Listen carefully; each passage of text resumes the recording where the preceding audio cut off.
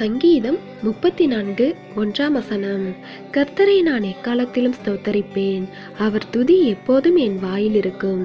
கிறிஸ்துவுக்குள் அன்பானவர்களே, வனாந்திரமான இடத்தில் சிறகு முளைக்காத சிறிய குருவி ஒன்று உணவு தண்ணீர் எதுவும் இன்றி சோர்ந்து போய் வருத்தத்துடன் இருந்தது. ஒரு நாள் அந்த வழியாக தேவதூதன் ஒருவர் சென்றார். அந்த குருவி அந்த தூதனிடம், நான் எவ்வளவு நாள் இப்படியே இருப்பது என்று தேவனிடம் கேட்கும்படி சொன்னது. அந்த தூதனும் ஆண்டவரிடம் குருவி கேட்க சொன்னதை கேட்டார். அதற்கு ஆண்டவர் கடைசி வரை அந்த குருவியின் வாழ்க்கை இப்படித்தான் இருக்கும் என சிரித்து கொண்டே கூறினார். ஆனாலும் ஆண்டவர் தூதனிடம், நான் சொல்லும் இந்த ஜெபத்தை தினமும் அந்த குருவியை சொல்ல சொல் என்றார். அது என்ன ஜெபம் என்றால், ஆண்டவரே, அனைத்திற்கும் நன்றி.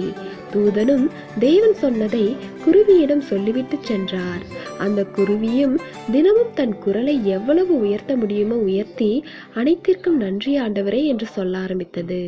அதனால் எந்த மாற்றமும் ஏற்படவில்லை. ஆனாலும் அந்த குருவியோ தொடர்ந்து தவறாமல் அந்த ஜெபத்தை சொல்லிக்கொண்டே இருந்தது. ஒரு நாள் அந்த வனாந்தரத்தில் மழை பெய்தது. செடிகள் முளைக்கத் தொடங்கியது. அப்பொழுது அங்கிருந்த தண்ணீரில் குருவி தன் உருவத்தை பார்த்தது.